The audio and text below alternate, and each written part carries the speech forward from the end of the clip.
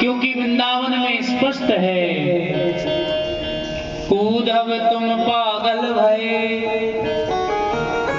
ज्ञान योग वैराग सिखावत हो,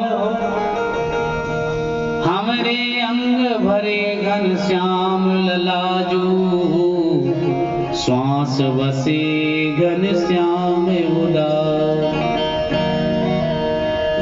वृंदावन में महाराज आप रिक्शा वाला देखेंगे तो ये नहीं कहेगा हट, वो भी कहेगा राधे राधे राधे। वृंदावन में न ज्ञान की आवश्यकता है, न वैराग की आवश्यकता है, वृंदावन में तो केवल केवल भक्ति की आवश्यकता है। बोल वृंदावन बिहारी लाल की जय हो। ऐसी चर्चाएं की। सनत कुमारों ने कहा, नारद जी तुम चिंता मत करो, हम तुम्हें एक बड़ी सुंदर कथा सुनाते हैं।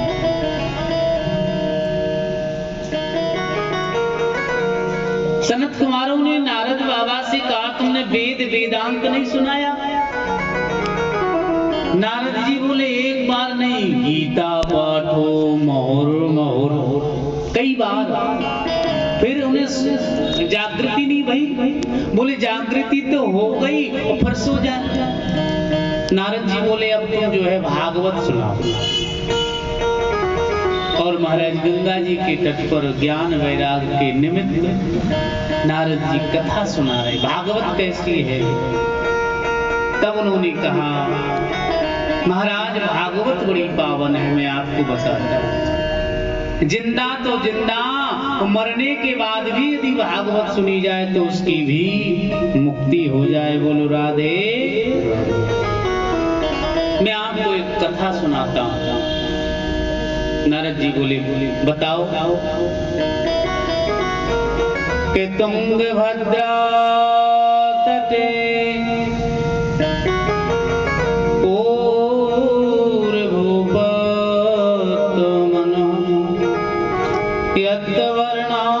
धर्मेण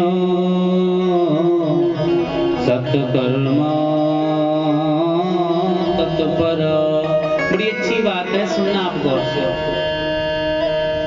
नारद जी ने सनत कुमारों से कहा, भाई साहब एक नदी है और उस नदी का नाम कहते तुंगभद्रा है।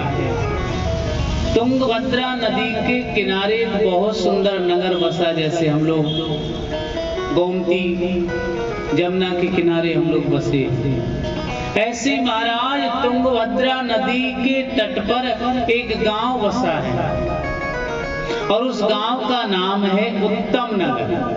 बोलो राधे। और उस उत्तम नगर में एक पंडित जी रहे, जिनका नाम है आत्मदेव। यदि आत्मदेव शब्द का ट्रांसलेशन किया जाए, व्याकरण में रखा जाए तो देवत्व आत्मा देवत्व दर्शन इति आत्मदेव। जिसने अपने जीवन में ईश्वर का दीदार कर लिया हो, उसका नाम आत्मदेव है। बोलो राधे। लेकिन पंडित जी तो बड़े होशियार हैं। कहते पंडित जी की एक पत्नी है जिनका नाम धुंधली है।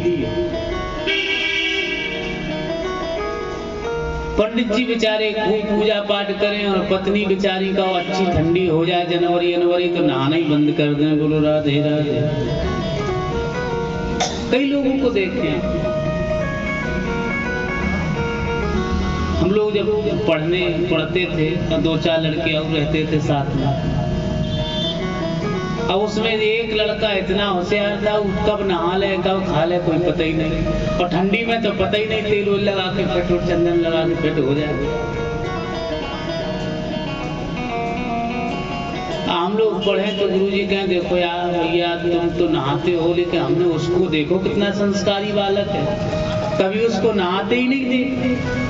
हमने मन में कहा, गुरुजी जब नहाता हो तब तो नहाते देखे, जब नहाता ही नहीं तो क्या नहाते देखे। बड़ा अच्छा बाथरूम में घुस जाए, डिब्बा ले ले, दीवार में पानी फेंके, हर हर गंगे हर हर मैया, हर हर गंगे हर हर मैया। देखो वो नहा रहा है। हमने कहा गुरु जी गेट खोलवाओ। तो पूरी दीवार तो बाथरूम की गीली हो जाए लेकिन उसके शरीर पे पानी की बूंद ना रहे। तो उससे महाराज जी ने पूछा क्यों रे कैसे नहाता है? बोले हम नीचे के जल से नहीं ऊपर के जल से फुहारा से नहाते इसलिए शरीर का पानी कम। तो कई लोग ऐसे होते। पंडित जी तो बड़े विद्वान हैं लेकिन देवी जी की बड़ी कृपा। नाम है धुंधली। पंडित जी पूजा पाठ करें लेकिन देवी जी कुछ न करें। ये धुंधली का मतलब क्या है? गौर करना, ये कोई स्त्री नहीं है। कहते धुंधम करोति इति धुंधली, ये हमारी बुद्धि है। कहते हमारी बुद्धि 5 कर्मेंद्रियां हैं और 5 ज्ञानेंद्रियां। हम कथा सुनने जाएं तो कमी निकालें, पूजा में जाएं तो कमी निकाले, इसी का नाम धुंधली है। धुंधम करोति इति धुंधली। देखो जी एक बात है, जीवन में सब कुछ है फिर भी जीवन उदास है, फिर भी दुख भरा है। एक दिन पंडित जी खूब सेवा करें, खूब ज्ञानी हैं, खूब विद्वान हैं, लेकिन घर में कोई संतान नहीं। बोलो राधे, कोई पुत्र नहीं। और देखो एक बात कहे माँ, थोड़ा गौर से सुनना। नदी कितनी गहरी हो, लेकिन यदि नदी में पानी नहीं है तो उस नदी की शोभा नहीं होती। घर कितना बड़ा हो, यदि घर में महाराज कोई बाल बच्चे नहीं है, बाल गोपाल नहीं है, तो उस घर की शोभा नहीं है। पत्नी कितना सोना पहने, कितनी चांदी पहने, कितना जेवर पहने, यदि उस पत्नी के जीवन में पति नहीं है तो उस पत्नी की शोभा नहीं है। आत्मदेव जी के पास अटूट ज्ञान है, अटूट विद्या है, अटूट बल है, लेकिन महाराज संतान नहीं है। बड़े दुखी हो गए, कोने में बैठकर रोने लगे। एक दिन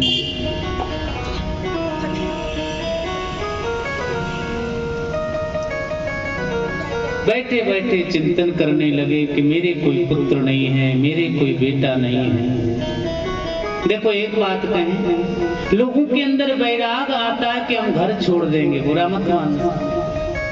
हमारी औकात नहीं है घर छोड़ने की। जब घर वाले हमें छोड़ देते तब हम चले जाते, हमारी क्षमता नहीं छोड़ने, हम छोड़ ही नहीं सकते।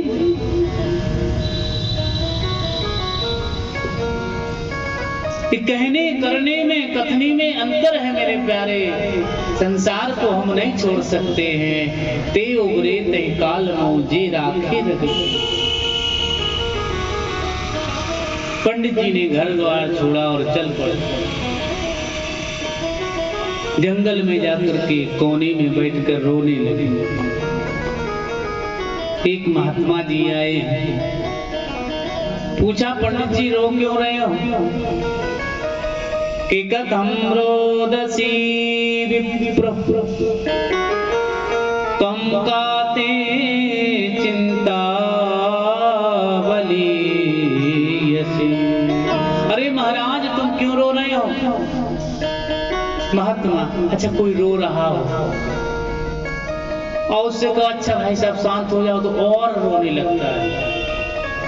जैसे एक गांव में एक आदमी था,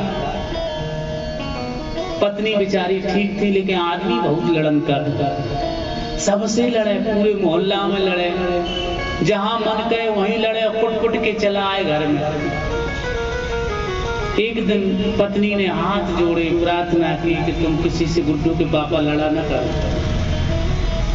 बड़ा जमाना खराब है, और देखने में सिंगल खिलाई ऐसे धक्का दो तो गिर जाए। अब पति आए तो किसी से लड़े और पत्नी उसका कमर पकड़ ले। अरे नहीं नहीं, अरे छोड़ो छोड़ो छोड़ो। अब पत्नी जब कमर पकड़ ले तो उसे लगे कि अब हम बहुत ताकत वाले हो, तो और तने और जाओ। पत्नी कह रहे छोड़ो छोड़ो, अरे यार छोड़ो, हम देख लेंगे, जो होगा सो होगा। पत्नी बेचारी बड़ी परेशान के ऐसा पति मिला। पत्नी गई बाजार से उसे च्यवनप्राश का डब्बा लेकर आई और 2 चम्मच शाम के खवाए, 2 सवेरे खवाए, 2 दोपहर में खवाए।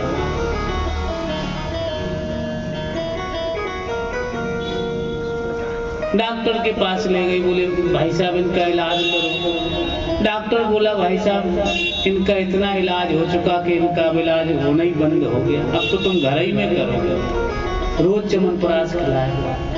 अब एक दिन फिर लड़ने गया। पत्नी ने समझाया कि लड़ना मत किसी से, फिर पहुंच गया। अब जब लड़ने गया तो पत्नी ने सोचा 1.5 डब्बा खा गया, 1.5 लीटर च्यवनप्राश खा गया, 1.5 किलो की ताकत तो आई हो। अब ये लड़े तो पत्नी पकड़, अरे नहीं अरे छोड़ो। और ये महाराज पत्नी ने सोचा कि देखें तो पैसा वसूल भय कि नहीं भाई, और पत्नी ने छोड़ दिया। और जब पत्नी ने छोड़ा तो महाराज बुलडोजर बन के आ गया। बोलो राधे राधे। कुट पिट के आया। बोले क्यों, तुमने हमें छोड़ क्यों दिया? अरे बोले हमने देखा कि 350 रुपया खर्च किए, कुछ फायदा हुआ कि लाभ हुआ कि नहीं हुआ। तो कई लोग होते। पंडित जी से महात्मा ने कहा, पंडित जी रो मत, क्या बात है, अपने दुख का कारण बताओ। वदम तुम सत्वरम महम स्वस्थ दुखद कारणम, अपने दुख का कारण बताओ। आत्मदेव बोले बाबा हम बड़े दुखी हैं। घर में हम तुलसी का बिरुआ लगाते हैं तो पेड़ सूख जाए, किसी गाय को लाए तो गाय बांझ हो जाए, फल घर में रख दें तो महाराज फल में कीड़े पड़ जाएं, पूर्वजों को पानी दें तो पूर्वज भोजन स्वीकार न करें। बोलो राधे। बड़े दुखी है। महात्मा बोले तुम ऐसा करो, बैरागी हो जाओ।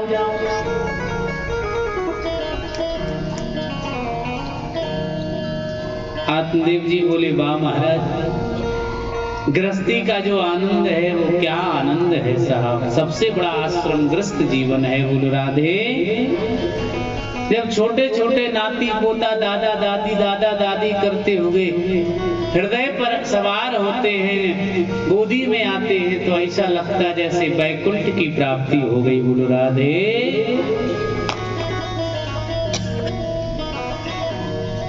आत्मदेव जी बोले महात्मा कुछ करो नहीं तो हम प्राण देते। महात्मा बोले भले चक्कर में फंस गए तो योग बल से फल दिया। कहा आत्मदेव इस फल को ले जाओ और अपनी पत्नी को खिला देना। बढ़िया बेटा होता। दौड़ा दौड़ा आया। धुंधली से कहा देवी जल्दी से स्नान कर लो, पूजा कर लो, ये फल पा लो। क्यों? अरे बोले वो तो एक महाराज मिल गए, वो जबरदस्ती सिर्फ पटक पटक के लाए। मैंने कहा धुंधली क्या है ये बुद्धि? कृष्ण गोविंद गोपाल गाते चलो, अपने मन को सुमारग लगाते चलो। देखना इंद्रियों के न घोड़े बढ़े, इनमें हरदम ये संयम के कोड़े। कृष्ण गोविंद गोपाल गाते चलो। ये मन, ये बुद्धि धुंधली है। कथा में विश्वास नहीं, भगवान में विश्वास नहीं, माता पिता में विश्वास नहीं, हमें रतौंधे की बीमारी है। बुरा मत मानना। हमारी आंखों में मोतियाबिंद है लेकिन ऑपरेशन कराने नहीं जा रहे हैं, चश्मा लगाना नहीं चाहते हैं। कोई कहेगा अरे वाह अभी इतनी छोटी उम्र में चश्मा लगा के घूम रही है, घूम रहे हैं। छड़ी लेना नहीं चाहते हैं। कोई कहेगा लो भैया 40 साल की उम्र में छड़ी लेके घूम रहे हैं। और जैसे ही गड्ढा आया कूद गए, गिर गए, मर गए। हम जीवन में ठाकुर के ऊपर विश्वास नहीं कर सकते, भगवान के ऊपर विश्वास नहीं, गुरु के ऊपर विश्वास नहीं, माता पिता के ऊपर विश्वास नहीं। बीमारी हमें कूट कूट के भरी, और गड्ढा आएगा तो भूल जाओगे। बोलो राधे। धुंधली ने की एक बहन है उसको बुलाया, कहा बहन ये पंडित जी पता नहीं कौन उनको बना दिया, फल से भी बेटा होता है। उस फल को गाय को खिलाया। गाय को खिलाने के बाद समय आने पर गाय के उदर से सुंदर से बालक का जन्म हुआ। कि गौकर्ण पंडितों ज्ञानी धुंधकारी महाकला। कहते सुंदर सा बेटा गाय के यहाँ हुआ और इधर इसने अपनी बहन का बेटा ले लिया। आज महाराज आत्मदेव के घर में जुगल जुगल बधाई हो रही है, सब बधाई देने आए। कहते पूरा शरीर जिनका मानवीय है, मानस मनुष्य जैसा है, केवल कान गौ के समान है, इसलिए उनका नाम रख दिया गौकर्ण। बोलिए गौकर्ण जी महाराज की जय हो। बड़ा आनंदित हैं, सब बड़े प्रसन्न हैं। आत्मदेव बड़े प्रसन्न हैं कि जहाँ एक एक नहीं था वहाँ दो दो बेटा हो गए। आज समय आने पर दोनों बालक बड़े हुए, दोनों बड़े हुए। संस्कार देखो, एक बात ध्यान देखो, हम अपने बेटा को कथा में लाएंगे, नाती को कथा में लाएंगे तो उसके संस्कार जगेंगे, भगवान को याद करेगी, भगवान को पहचानेगी। संस्कार देने से प्राप्त होगा। जन्म जायते सब शूद्रः संस्कारोदयोत्तमः। जीवन में जन्म से सब शूद्र हैं, व्यक्ति के संस्कार ही उसको महान बनावे, मनुस्मृति कहती है। बोलो राधे। तो हम जैसे संस्कार अपने परिवार में बच्चों में भर देंगे वही आकर हमें प्राप्त होगा। कहते महाराज धीरे धीरे गौकर्ण जी महाराज तो परम विद्वान हो गए, परम वीतरागी संत हो गए। धुंधकारी की प्रक्रियाएं बिगड़ने लगी। अच्छा एक बात और, किसी के घर में एक बेटा हो तो संभल के पाले उसको। अगर तुम्हें अपना बेटा बिना ट्यूशन के बिना कोचिंग के कलेक्टर बनाना है तो मामा के घर भेज दो। बोलो राधे राधे। हाँ, डिग्री लेके आएगा, खाली नहीं आएगा। हाँ, यदि बेटा को कलेक्टर बनाना है तो बिना कोचिंग के मामा के घर भेज दो बस। मामी बोल नहीं सकती, मामा बोल नहीं सकते, नाना बोल नहीं सकते, नानी बोल नहीं सकती। अब जब कोई नहीं बोलेगा तो महाराज पास में पास तो होते ही जाएगा। धुंधकारी की वृत्तियां बिगड़ गई। हाँ, छोटा था महाराज, कांच की गोली खेलने लगा इससे। पंडित जी बोले देखो भाई साहब, हम लोग पंडित हैं, ब्राह्मण हैं, अब कुछ सीख लो। धुंधली बोली अच्छा, तुम सीख गए तो कौन से महल बना लिए तुम। देखो हमारे घर में एक ही बेटा है, ज्यादा मत बोला करो। हमारा नाम धुंधली, हमारे बेटे का नाम धुंधकारी। तुम अपने पूजा पाठ पे ध्यान दो। पिताजी रोकें लेकिन माताजी कहें, एक ही तो है, कितना उड़ाएगा, कितना खाएगा। धीरे धीरे महाराज वृत्तियां बिगड़ने लगी। महाराज ये तो करे, इतना दुराचारी हो गया, छोटे छोटे बच्चों को ले जाए, छोटे छोटे बच्चों को ले जाए और पकड़ के हाथ कुआं में फेंक दे। बोलो राधे राधे।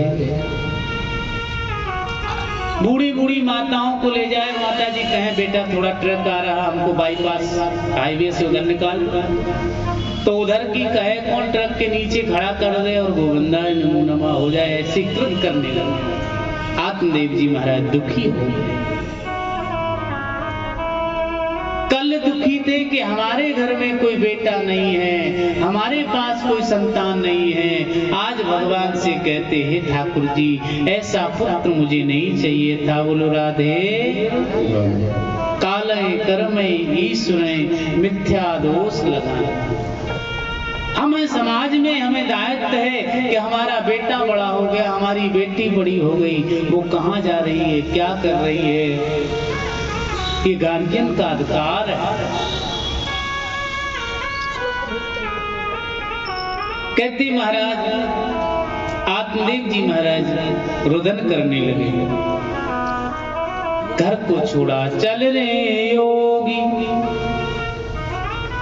चल रे हंसा, अमर लोक को यहाँ न तेरा कोई,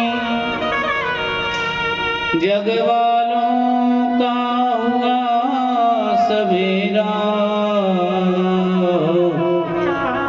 तेरा हुआ अंधेरा। आत्मदेव जी महाराज ने घर परिवार छोड़ा और घर परिवार छोड़कर आत्मदेव जी महाराज चल पड़े। तो क्या कह रहे हैं कि जो करते रहोगे